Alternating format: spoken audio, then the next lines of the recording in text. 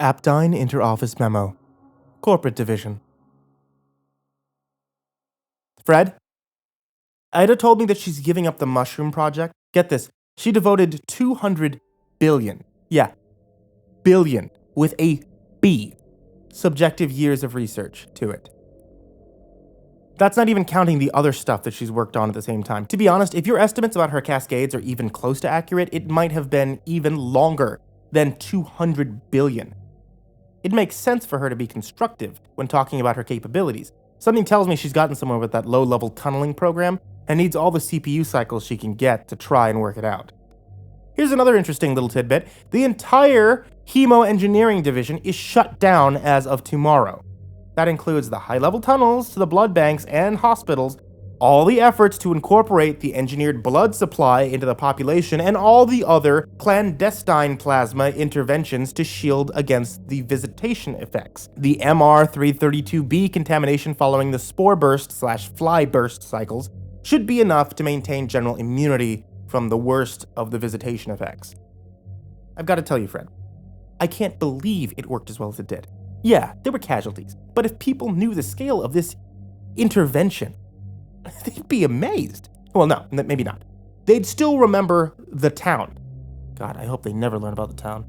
Thank Christ Ada was able to intercept that lunatic's 911 call before our guys arrived and nullified the area.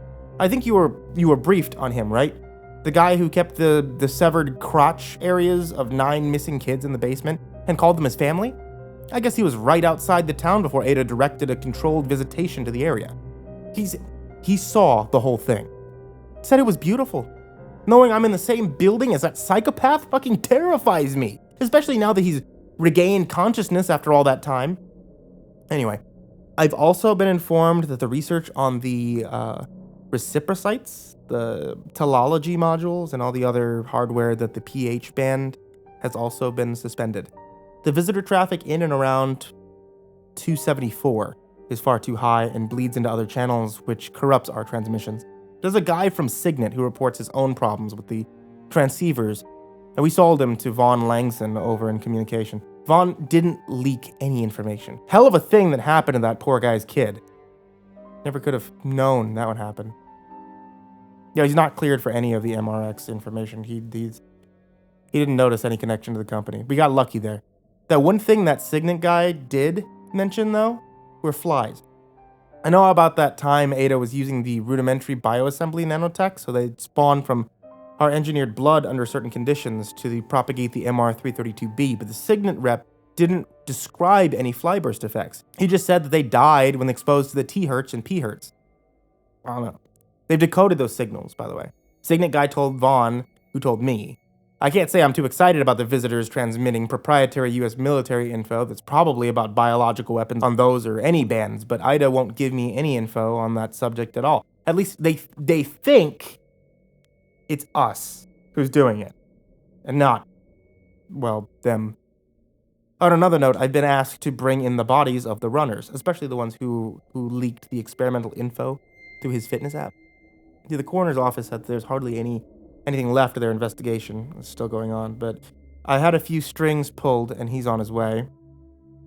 The remains of Kara Yvette Bernard, including the post-digested waste from the fetal anomalies, is also acquired by Ada. I can't begin to guess what for. There's something else too. The psychopath from the town. See, he legitimately traveled, Fred. Phased in and out multiple times. There's frost burns all over his body. He saw them. I mean, he saw them. Hell, I didn't even think that he knows who or what he saw, but in his interrogation, he mentioned exactly what the probes captured. Hell, he didn't even need to be interrogated. The minute he woke up on Monday from his coma, or whatever he was in, when the nullification team found him, he just happily chatted away about everything, including his family. The folks down in biointervention are going to be working on him for a while, so we'll know everything he knows in a day or so, just in case he's hiding something. Personally, I don't think he is. All I know is he's crazy. He saw everyone from his town ripped to shreds and organized into shapes and symbols.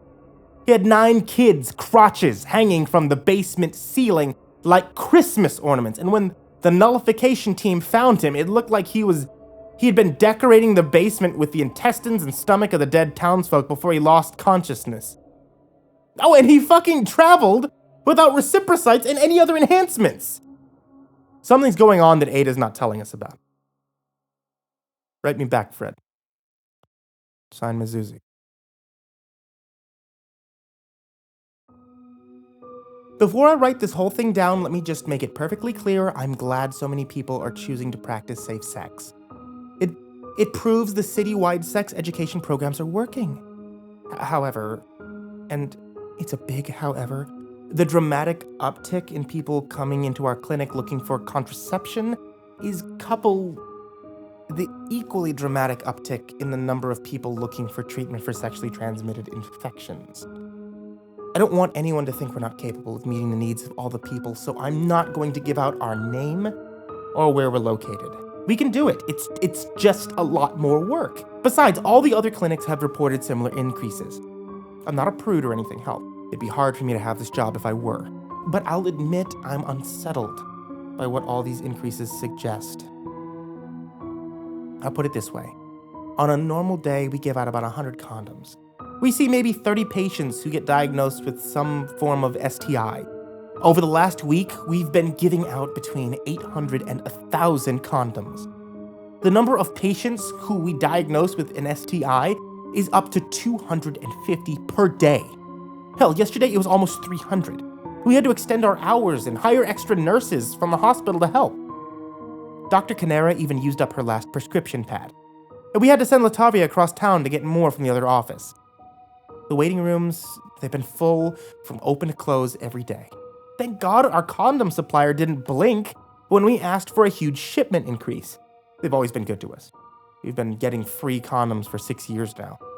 Shows that some big companies really do have social responsibilities.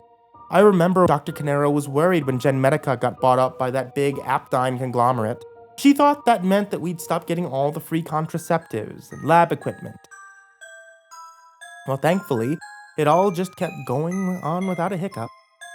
Knowing that they'll be able to meet our increased demand definitely helps take the stress off us. There's something else too.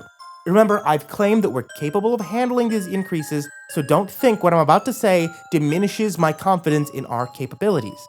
Still, the severity of the STIs we've been treating is greater than anything that we've seen. Well, ever. See, I'm a nurse. I'm often in the room when Dr. Canera examines patients. I've seen pretty much everything over the years, so I'm pretty hardened. They say, though, there's a fungal infection going around that turns my stomach. It's easy enough to cure with basic antifungals, but the virulence of it is what keeps me up at night. We don't perform too many D&Cs at our clinic. As the one across town is larger and has more doctors available to them. That said, we still do our fair share, and that number has gone up along with anything else.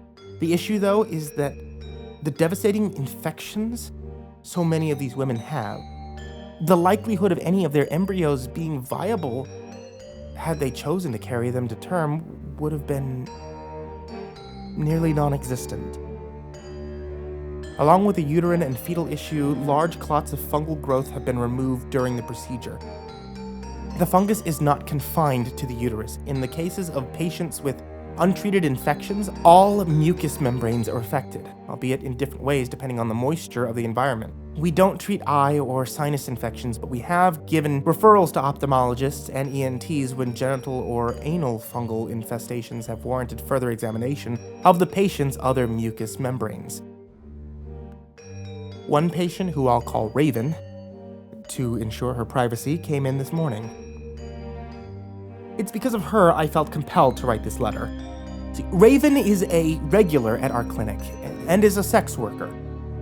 Earlier on, she frequently came for condoms and tests to make sure she was healthy. Over time, though, it appeared that she became addicted to methamphetamines.